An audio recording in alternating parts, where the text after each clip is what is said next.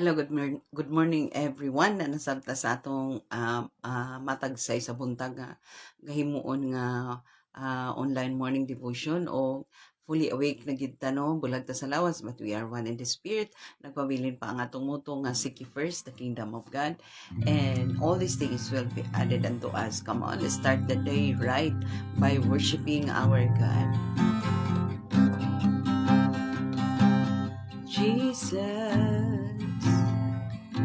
my Savior, Redeemer, my Lord and my God, my Master and King, loving, holy and righteous, faithful and true, merciful Father, Jesus, my Savior, Redeemer, my Lord and my God, my Master and King, loving, holy and righteous, faithful and true, merciful Father. He paid the price and died for me, cleansed me from unrighteousness, forgive my sins and gave me hope to live a life eternally. Blessed be the name of our God, blessed be the name of the Lord, blessed be the name of our God, blessed be the name of the Lord. Jesus, my Savior, Redeemer, my Lord and my God, my Master and King, loving, holy and righteous, faithful and true, merciful Father. He paid the price and died for me, cleansed me from unrighteousness, forgive my sins and gave me hope to live a life eternally. He paid the price and died for me, cleanse me from unrighteousness, forgive my sins and gave me hope to live a life eternally.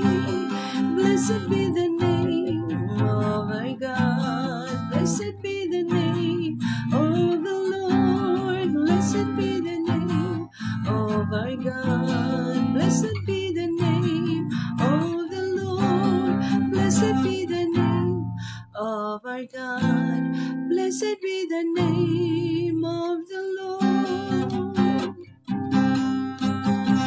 Blessed be, yes Lord, blessed be,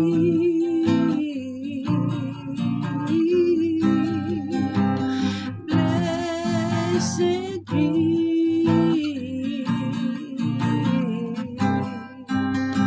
blessed be,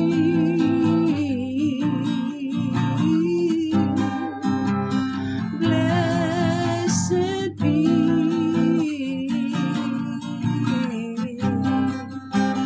blessed be the Lord. Hallelujah, hallelujah, hallelujah, Lord. Lalagon ka, O Diyos. Lalagon ka. Lord, salamat ka, Ginoo, sa imong pagpukaw ka na mo, amahanin sa is kabuntagon, O God, na sa among pagbangon pa lang, sinati na nimo ang imong mercy.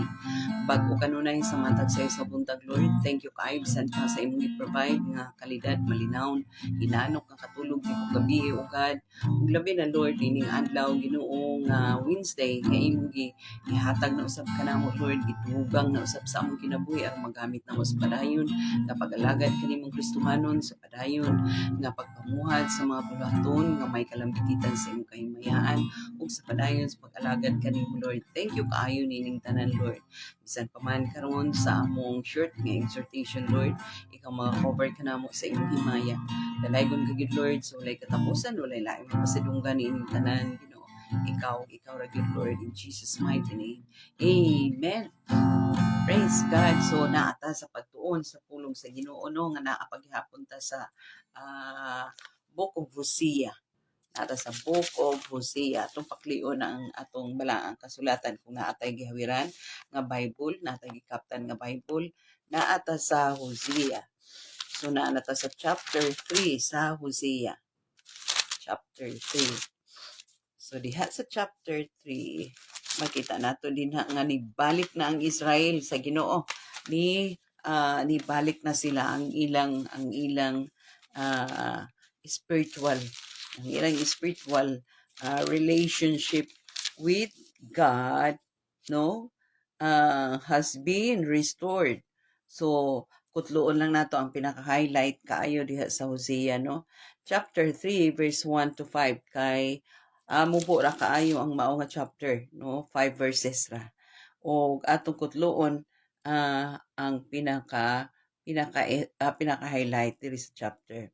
So actually di ba nakita na nato gikan sa chapter 1 paingon sa chapter 3 ang essence o ang highlight gyud ni tulo ka chapter nga nagisgot ni mahitungod sa kaminyoon ni Hosea ngadto kang Gomer no, unya nahimong unfaithful si Gomer. Unya gituyo ni Lord para makita nga ang iyang relationship to his people Israel susama niini no. Nahimo nga parable, nahimong sambingay ang kaminyoon ni ang sitwasyon ni Hosea ngadto sa iyang asawa, nahimong parable, nahimong sambingay sa kahimtang no sa relationship ni Lord ngadto sa iyang mga katawhang Israelita. So the essence or the highlight is God, di ba nakita nato sa chapter 1, God commanded Hosea to marry, but he warned him that his wife would become unfaithful to him. So nakita nato Homer, si Hosea married Gomer, no, iyang yung gipangasawa si Gomer, who indeed became unfaithful to him. So when Gomer left Hosea, sa gibiyaan ni Gomer si Hosea, God instructed him, Gomer, ni Hosea, instructionan sa Ginoo si Hosea to reclaim Gomer. Kanibiya man gid si Gomer kang Hosea. So gi-instructionan ni Lord si Hosea to reclaim Gomer. So manang mga senaryo nga nakita nato sa chapter 1, chapter 2 o chapter 3. So nahimo nga sign to the people that though their sins were very shameful, no, the Lord still loved Israel. So kita nato nga bisan pag si Gomer, grabe ang pagpakasala, grabe ang unfaithfulness ni Gomer ngadto kang Hosea, pero gi-reclaim gihapon ni Hosea si Gomer. Kami may instructions sa Ginoo. So kay ngano, this would be a sign to people that though their sins were very shameful, the Lord still loved Israel. Nagpabilin gyapon nga nahigugma si Lord sa Israel, sa iyang mga katawhan nga bisan pag makauulaw na kaayo ang unfaithfulness sa iyang mga katawhan, pero gigugma gyapon ni Lord ang iyang mga katawhan. The Lord still loved Israel. Which is his spiritually unfaithful wife. Diba? Matawag yun nga spiritually unfaithful wife ang mga Israelita. And then so nakita nato nga ah, ang kaminyoon ni Hosea ngadto kang Gomer ah, nga unfaithful niya nga asawa ug ang eventual restoration uh, become a parable of the Lord's relationship to Israel. So Hosea's marriage to Gomer, her unfaithfulness, and their eventual restoration were become a parable of the Lord's relationship to Israel. Muna ato nakita, no? So inana ka mahigugmaon kaayo si Lord nga gipakita niya sa tataw ang nahitabo nga kaminyoon ni Hosea ug ni Gomer, gipakita gyud ni Lord nga nahimo nga sambingay sa relationship ni Lord between His people, between Israel, no? Nga inaana ka mahigugmaon kay si Lord nga bisan og grabe na ka-unfaithful ang iyang mga katawhan, pero ang gugma sa Dios nagpabilin gyapon. That's why gani gi-restore back ni Lord ang relationship niya, ang relationship sa mga katawhan niya ngadto kaniya. Inaana ka everlasting, inaana ka eternal ang gugma ni Lord sa iyang mga katawhan. Amen. Natin natay nakutlo karon sa mo po nato nga paghiskot sa pulong sa Ginoo sa chapter 3 sa Hosea verse 1 to 5. Amen. So magampo ta labing balaan gamahanan mahigugmaon lagi to na namong amahan nagapasalamat kay kami o Lord sa imong kaayo sa among kinabuhi Lord nga wala gipuas nimo nga gipasinati. Salamat ug salamat kaayo. Nagapray kami sa mga kaigsuunan. Holiday gihapon Lord, walay klase, walay eskwela o God. Tuguti Ginoo nga maka-rest gyud physically, emotionally Lord ang matagusa Ginoo aron ug mga adlaw sa di mo balik na sa trabaho. Mubalik na ang mga teachers sa eskwelahan, mga kaigsuunan ng mga estudyante, mubalik na sa pag-eskwela, mubalik na sa eskwelahan, up and about na usab sila Ginoo. Kay nakapahulay sila Lord sa pila ka adlaw Ginoo nga holiday o God busa Lord thank you kaayo sa mga kaigsuunan namo nga naay mga online nga trabaho kay may holiday kanila o God tagay sila padayon sila nga tagai Ginoo Lord og kusog katapos kaalam sa ilang trabaho Ginoo nga ang mga lisod nga trabaho makaya ra nila. Tudloy isa sila Lord sa pag-honor kanimo Lord diha sa online.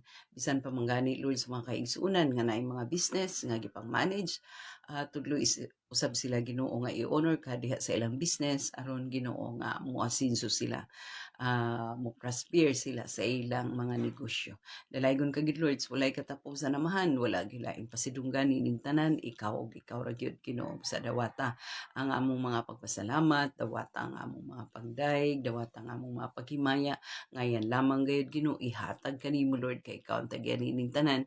So kahit pa kani adto hangtod karon magpabilin gyud nga hangtod sa kahangturan, the glory and honor belongs to you Lord, in the mighty name of Jesus Christ. Amen. God bless us all until next morning.